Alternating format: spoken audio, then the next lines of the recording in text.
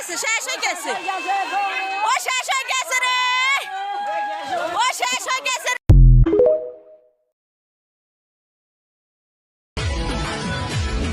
কুরবানির ঈদ আসছে আবার, শুরু দৌড়ানি সবার, আসবে অনেক বিশাল গরু, সময় এখন হাতে যাওয়ার।